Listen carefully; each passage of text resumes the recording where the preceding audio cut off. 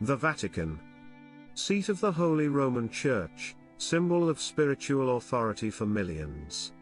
But what if the man seated on the throne of St. Peter bought his way there? What if the Vicar of Christ openly acknowledged illegitimate children, showering them with power and church wealth? What if the Holy Father was accused of orgies within the apostolic palace itself? This isn't fiction. This is the story of Rodrigo Borgia, Pope Alexander VI, arguably one of the most infamous and controversial figures ever to wear the papal tiara. His reign, from 1492 to 1503, unfolded at the dazzling height of the Italian Renaissance, a time of artistic brilliance but also ruthless ambition, and political turmoil. While the Borgia name itself has become legendary, synonymous with corruption, incest, and poison, a Borgia myth partly fueled by enemies, the documented reality of Alexander VI's papacy is shocking enough. Forget the wildest exaggerations, the substantiated facts paint a picture of profound scandal. Join us as we peel back the layers of Renaissance splendor to expose the controversies that defined the Borgia Pope, an election allegedly bought with bribes, a family dynasty built on church power, a personal life that mocked clerical vows, and political games played with ruthless ambition, all while the seeds of the Reformation were being sown. This is the story of Alexander VI, the Pope who scandalized the world. How did Rodrigo Borgia climb to the highest office in Christendom? His path was paved with privilege, connections, and decades spent accumulating power and immense wealth within the church itself. Born in Spain, his fortunes rose dramatically when his uncle, Alonso de Borgia, became Pope Calixtus III in 1455. Almost immediately, young Rodrigo was made a cardinal deacon at just 25.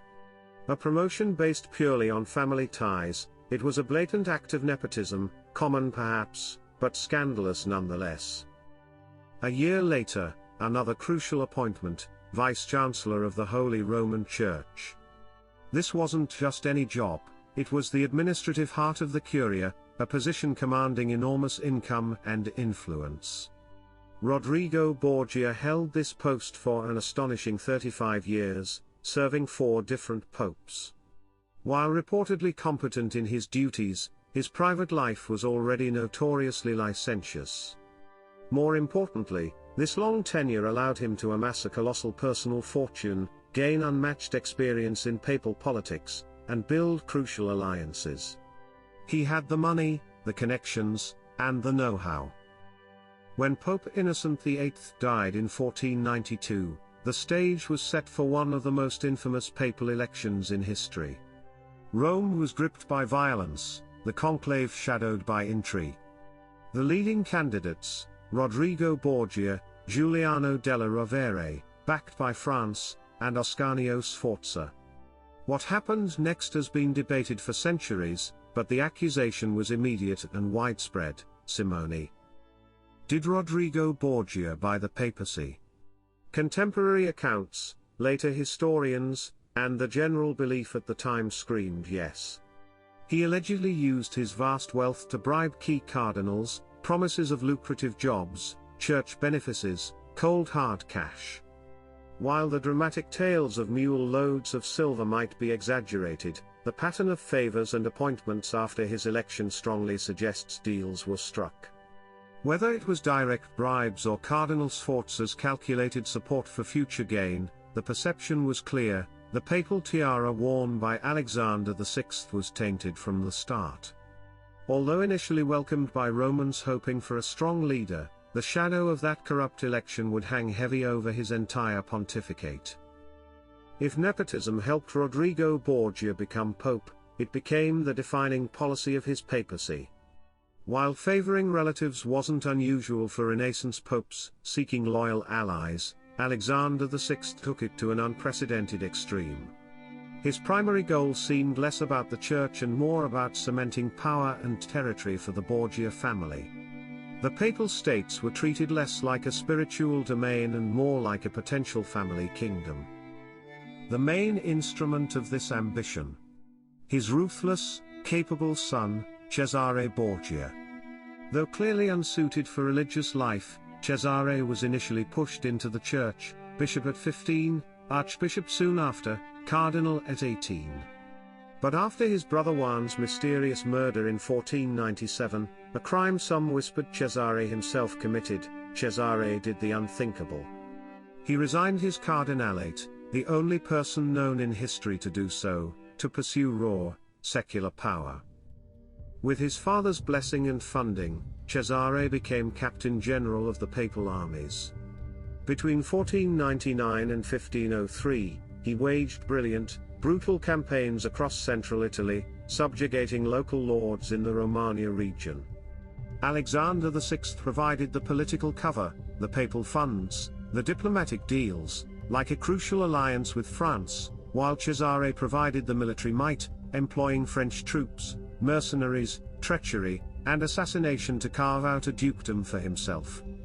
Alexander formally named him Duke of Romagna in 1501.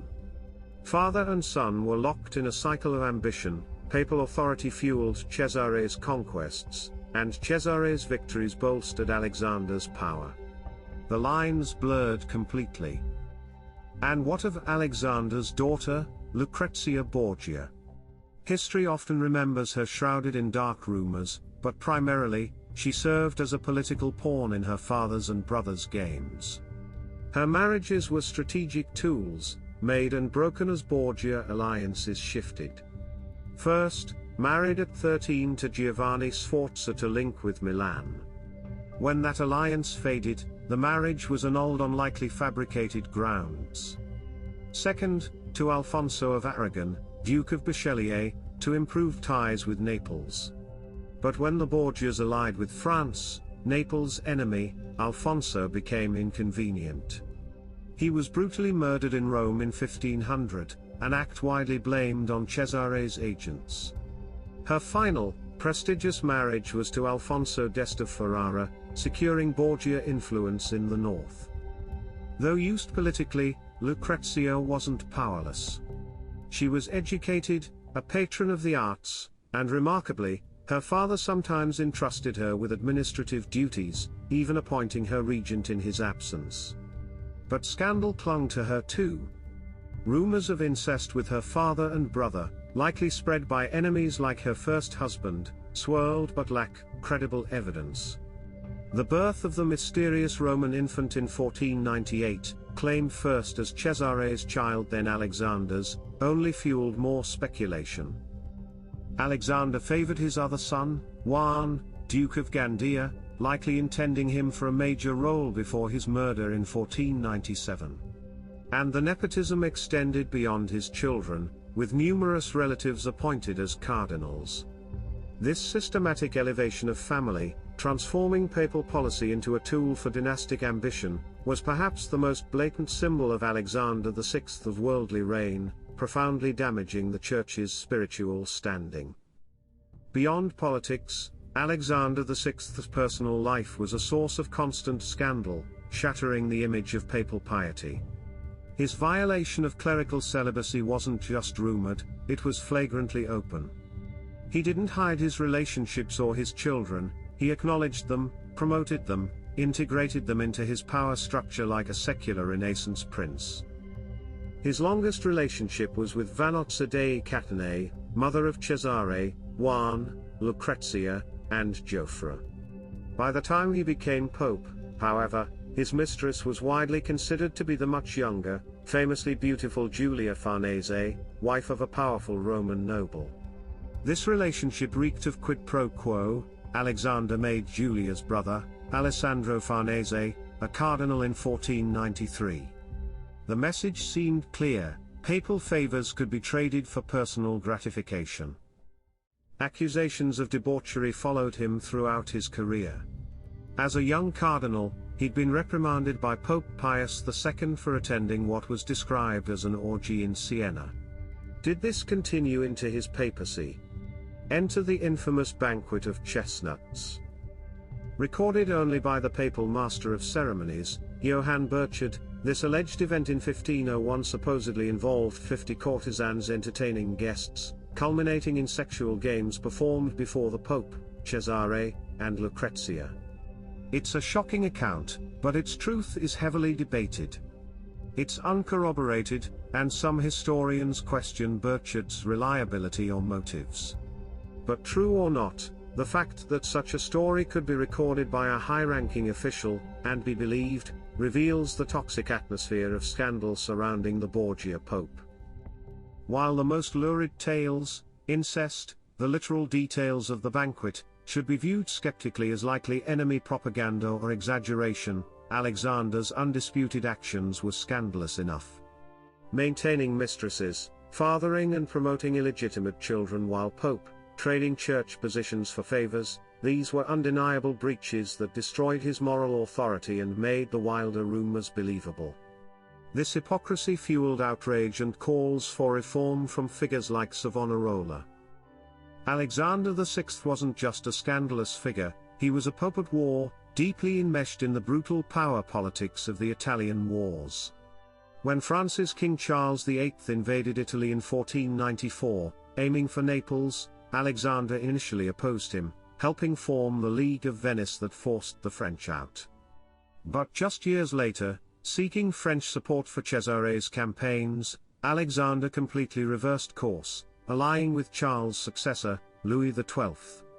This alliance enabled Louis to conquer Milan but provided Cesare the troops he needed. These rapid, opportunistic shifts defined his foreign policy, always prioritizing the Borgia advantage over consistent papal strategy or Italian stability. His major goal, consolidating the papal states, often brutally achieved by Cesare deposing local lords, and weakening rival Roman families like the Orsini and Colonna. It strengthened papal territory, yes, but was widely seen as building a Borgia kingdom. Alexander's political reach extended even across the Atlantic. Following Columbus's 1492 voyage, disputes arose between Spain and Portugal over the New World. Alexander, a Spaniard, issued papal bulls in 1493 granting Spain vast territories west of a demarcation line. Portugal objected, leading to direct negotiations that produced the Treaty of Tordesillas in 1494, shifting the line westward and crucially giving Portugal claim to Brazil. While Alexander didn't dictate the final treaty, his initial bulls, clearly favoring Spain, set the stage for the papal-sanctioned division of the Americas, justifying colonial expansion. Once again, secular power politics intertwined with the papacy, driven by Borgia interests. One of the most dramatic clashes of Alexander's reign pitted his worldly power against fervent religious zeal, the Savonarola affair. Girolamo Savonarola, a Dominican friar, held Florence spellbound with fiery sermons denouncing moral decay and church corruption, specifically targeting Alexander VI. After the Medici were expelled, Savonarola became Florence's de facto leader, imposing strict moral laws and orchestrating the infamous bonfire of the vanities. The conflict with the Pope escalated rapidly. Savonarola's Florence was pro-French, refusing to join Alexander's anti-French Holy League. Alexander summoned the friar to Rome, Savonarola refused. The Pope banned him from preaching, Savonarola defied the ban. In 1497, Alexander excommunicated Savonarola. Facing dwindling support and political pressure in Florence, Savonarola's credibility was shattered after a planned trial by fire ended in a fiasco. His enemies seized the moment, attacking his convent, and the Florentine government arrested him. Savonarola had tried to fight back, urging European monarchs to depose Alexander for simony and immorality, a direct political attack. Subjected to brutal torture, Savonarola confessed, perhaps falsely, to fabricating his prophecies. Though he reportedly recanted when not under duress, the confession sealed his fate. Condemned by papal commissioners and Florentine officials, Savonarola and two followers were hanged and burned in Florence's main square on May 23, 1498. Their ashes were scattered in the river. This confrontation was deeply political. Savonarola challenged the Pope's alliances and authority. Alexander's response was ruthless, eliminating a political adversary as much as silencing a religious critic. The irony was stark. A pope mired in scandal oversaw the execution of a flawed but genuine advocate for moral reform. The affair severely damaged the papacy's credibility and highlighted its intolerance of dissent. Alexander VI's end in August 1503 was as controversial as his life. After attending a dinner with Cesare, both fell violently ill.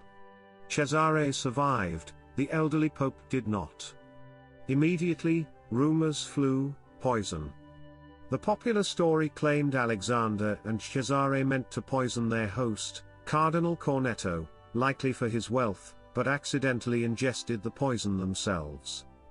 The simultaneous illness of all three seemed suspicious. The rapid decomposition of the Pope's body in the summer heat fueled the rumors further. But while dramatic, most modern historians find poisoning unlikely. The symptoms, fever, vomiting, better match severe malaria, rampant in Rome during summer. The fact that multiple people fell ill points more towards infectious disease. But the poisoning narrative, fitting the Borgia reputation so perfectly, took hold immediately and persisted for centuries, a final, dark confirmation of perceived wickedness. So, how do we assess Pope Alexander VI? He possessed administrative talent, political shrewdness, and was a significant patron of Renaissance art, commissioning works that still adorn the Vatican. But these aspects are utterly eclipsed by the scandals. The likely simony of his election. The rampant nepotism turning the church into a family enterprise. The blatant disregard for celibacy. The ruthless political games. The suppression of critics like Savonarola. Contemporary chroniclers, even allowing for bias, recorded behavior that shocked their own often cynical age. Alexander VI remains a potent symbol of the papacy's secularization and moral decay on the eve of the Reformation. He embodied the struggle of an institution caught between spiritual duty and the temptations of power and dynastic ambition. While a product of his time, his actions arguably pushed the boundaries too far, damaging the Church's authority and leaving a legacy of infamy that continues to fascinate and appall. The Borgia Pope, a complex figure, yes, but one whose reign serves as a stark reminder of corruption's potential within even the most sacred institutions.